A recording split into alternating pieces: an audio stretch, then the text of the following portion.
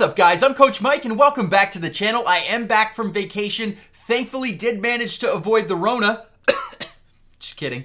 Anyway, so today we are going to be breaking down the top 5 plays that you need to master in the West Coast scheme. So I'm going to go through and basically give you 5 must-know plays in each video for each scheme to go down and just kind of give new players with some thought. I know you guys do want some defensive schemes, and I promise you guys I'm working on it, but I was on vacation, I wasn't really playing, and I don't want to just put out a scheme that hasn't been tested, in real games. So anyways, going to go ahead, hop into the West Coast scheme and give you 5 plays that I think you need to know and need to master if you want to dominate with the West Coast scheme. Alright guys, so the first play that we're going to go over that I think you must know if you're going to run the West Coast scheme is middle slant. Not only is it a useful play that you can use in a regular game, but it's also one of the available 2-point conversion plays, which means that it's, potentially up to 25% of all the points you can get. 3 2-point conversions is 6 points. Max score is 24. A lot rides on your 2-point play, so if you can really master this play, it can help you out. Now let's talk about the play here, guys. In a 2-point conversion situation, there's only really 3 options here. You've got your drag route to the A, which you're going to go to probably about like 80% of the time.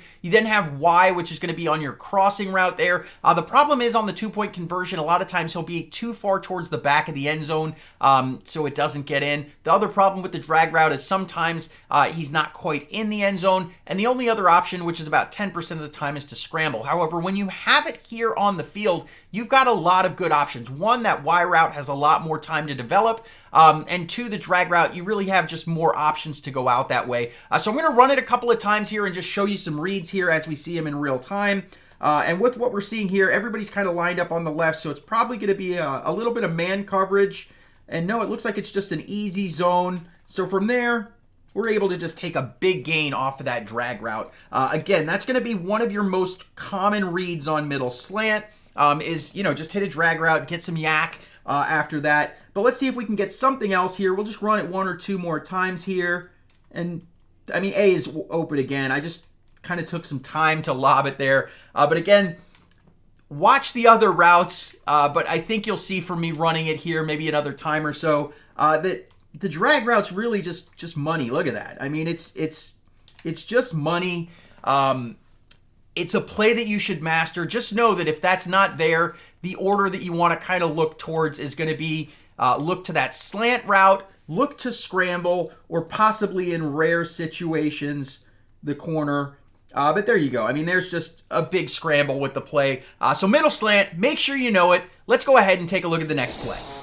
All right, guys, play number 2 is going to be PA slot crosses. It's going to get better as the year goes on because right now quarterbacks are still just not that great. Receivers are not that great. But as passing game becomes more viable later on in the season, this play will only get better. So let's talk about it. And looking at it, there are really only 2 routes you need to focus on. Again, it doesn't hurt to become a better player to kind of keep an eye on all of the routes. But basically, you're just going to look at Y and A. Between those 2 guys crossing across the middle of the field, you're going to have somebody open most of the time. So let's go ahead. We'll just run it 1 or 2 times, see if we can maybe score on this one and talk about another play. So here we go. We're going to see right there, Y is super open. And of course, that's why I say the throwing game this early in the season is just not that useful. You're just going to have a lot of stupid stuff. The blitz came in there. That's the downside of play action is, it is risky if you get a corner blitz or something like that that's coming off the edge. Especially this early in the game, there's just not much you can do to stop it. But we're going to run it again until we get a couple of safe completions here. And Y is open, and he takes it.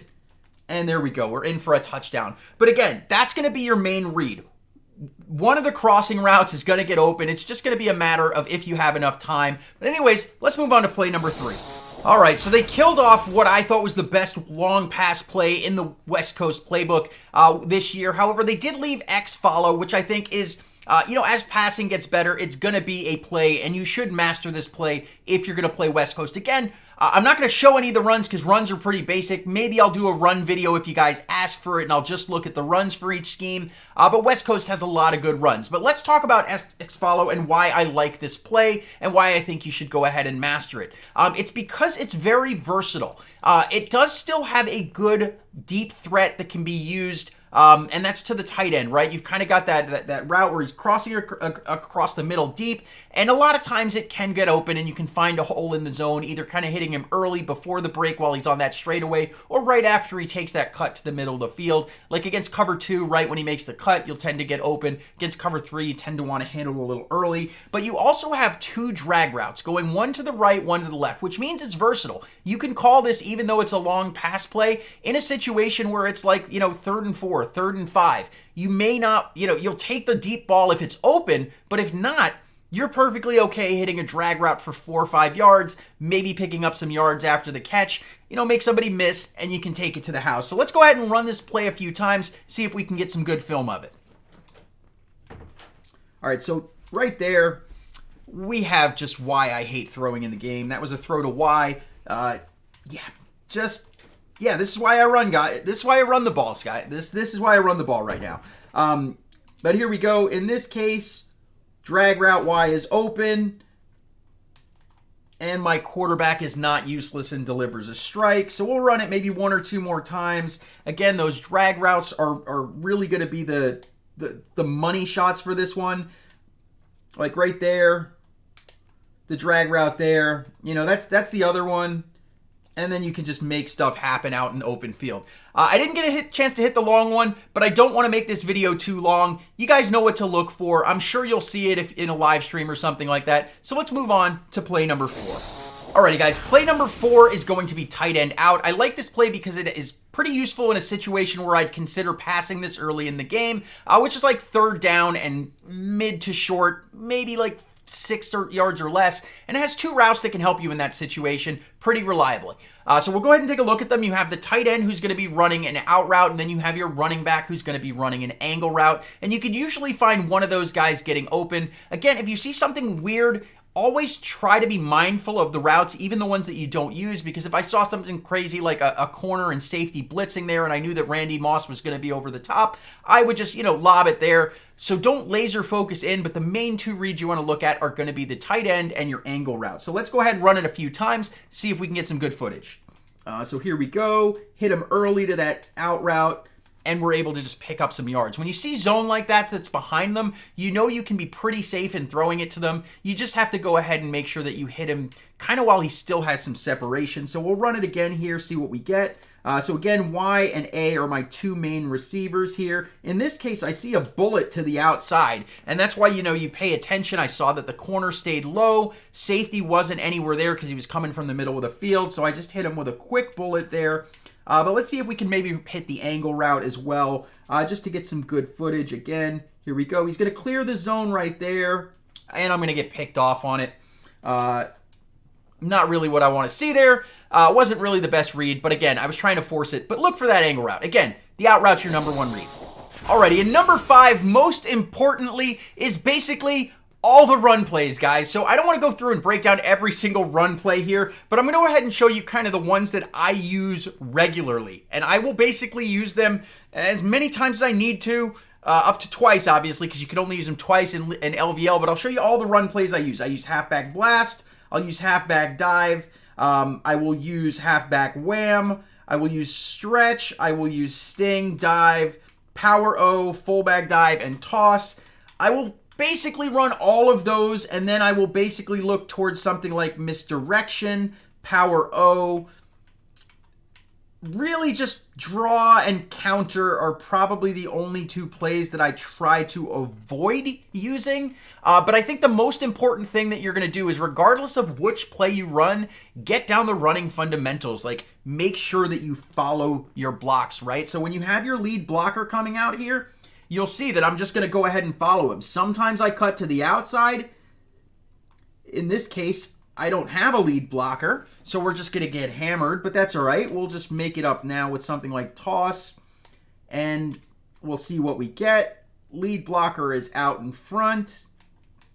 Couldn't quite shake the guy before. Probably could, but again, this should be your base game for most games with West Coast in league versus league.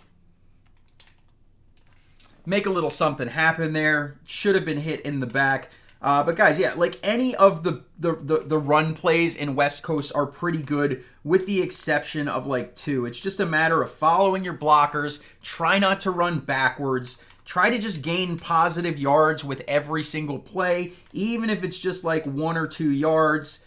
It'll all add up, and if you can make, for every 1 or 2 yard play, you make a 3 or 4 yard play, you're gonna be fine. So again, have some bailout plays that we covered here, but the most important thing to do right now with West Coast and really any other scheme is to just run the ball. Know which schemes are good and which schemes are, or which runs are good and which runs are not, and you'll be able to dominate in league versus league and keep your points up. But anyways, gonna stop it right there, guys. I know I kind of tricked you there with play number 5 being basically all run plays in the book. But remember, run first, pass when you have no other choice. Avoid those 3rd and long and 4th and long situations where your awful 70 or 80 something overall quarterback is not going to get the job done, and it's going to save your phone from being smashed. Anyways, I'm Coach Mike. I'll see you guys soon with another video. I'm out.